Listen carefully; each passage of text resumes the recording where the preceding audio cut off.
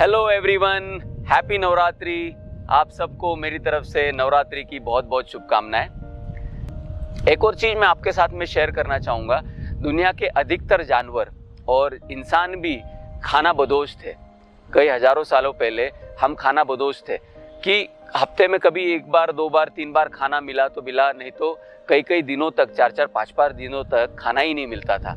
लेकिन अब ऐसा हो गया है कि इंसान को हर वक्त खाना मिल रहा है और वो खाया जा रहा है। और बड़े से बड़े साइंटिस्ट हम देखेंगे, बड़े से बड़े विद्वान लोग, मतलब आईटी के बड़े से बड़े इंटेलिजेंट लोग या साइंस में जिनको सबसे ज़्यादा नॉलेज है, ऐसे भी लोग सुबह सुबह उठते हैं, सबसे पहले बिस्किट मुंह में डाल लिया, फिर उसके बाद में कोई पेस्ट्री मुंह में डाल ली, फिर उसके बाद में कुछ फ्राइड कुछ तो खा लिया, बेकरी का कोई बना हुआ ब्रेड खा लिया, फिर उसके बाद में तंदूरी रोटी खा ली, समोसा खा लिया, ऐसी भयानक से भयानक चीज़ें, पिज़्ज़ा खा ली, ऐसी भयानक से भयानक चीज़ें पूरा दिन खा रहे। ये हमारे खाने की चीज़ें है ही नहीं।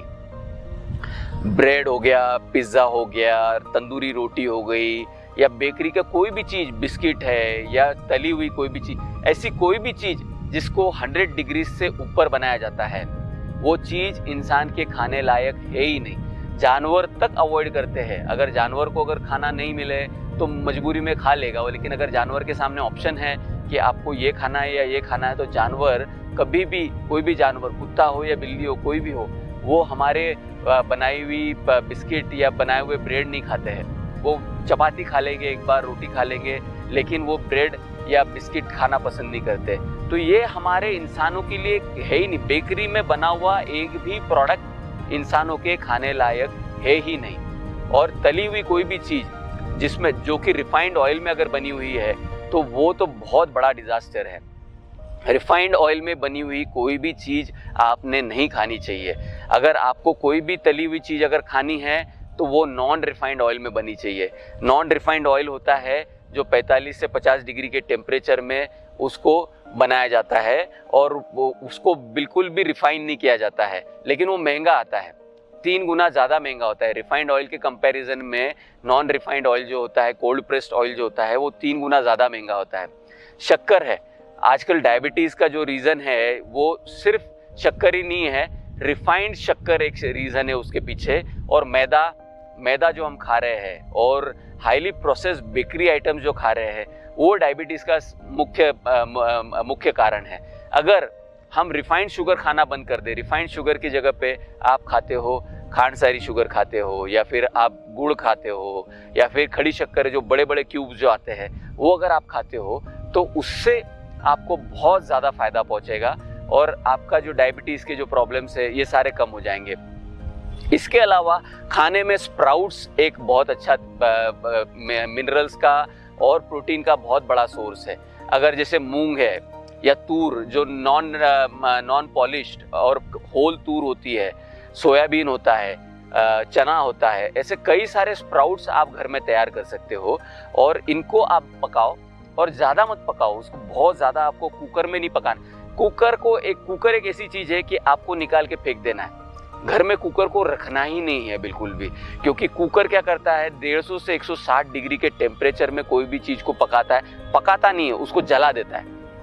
घर से कुकर को फेंक दो। स्प्राउट जो है हल्का फुल्का सा पकाओ और खाओ।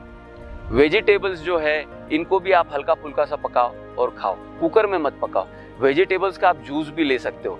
घर में अगर कोल्ड प्रेशर है, नहीं है तो ले लीजिए, वेजिटेबल्स डालिए, इसमें पालक डालिए, रतालू डालिए, या फिर ब्रोकोली डालिए, या फिर बीट डालिए, कैरेट्स डालिए, इसको डालिए, कोल्ड प्रेस कीजिए, सुबह सुबह नाश्ते में ये जूस पी जाइए वेजिटेबल्स का।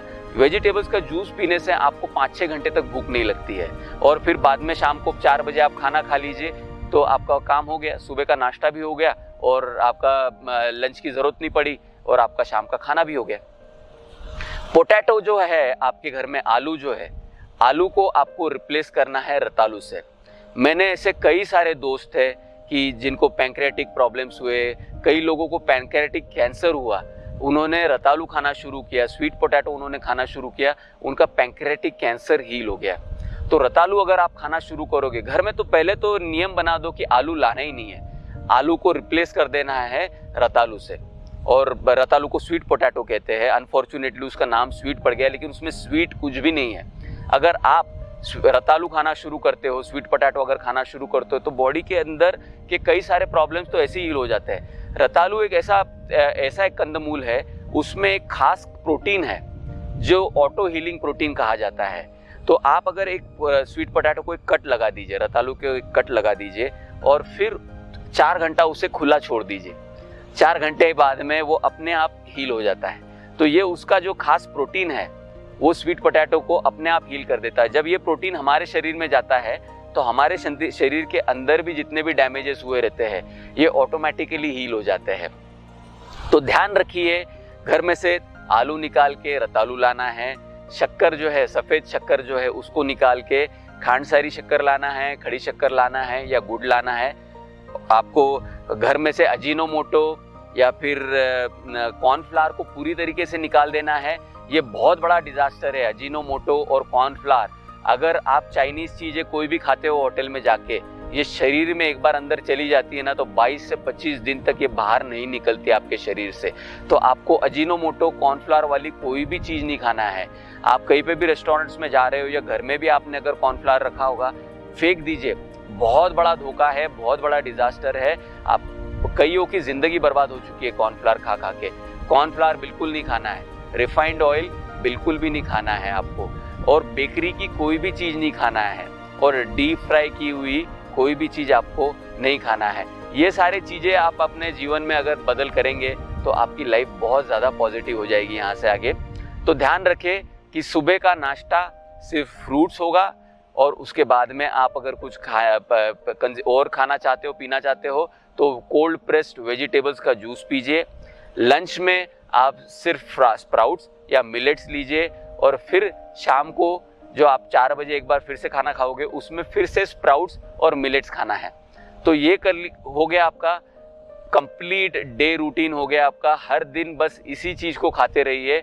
आप दिन ब दिन देखेंगे कि आपकी बॉडी जो है वो बहुत ज़्यादा एनर्जेटिक होती जा रही है। जो एक्सेसिव वेट जो है, जो चर्बी जो शरीर में जमा होती है, ये निकलती चली जाएगी। डायबिटीज़, ब्लड प्रेशर, कोलेस्ट्रॉल वगैरह जो सारे प्रॉब्लम्स है ये भी दूर होते चले जाएंगे, और आपको जीवन जीने में बहुत ज़्यादा खुशी महसूस होने लगेगी। जीवन बेहतर होता चला जाएगा। धन्यवाद।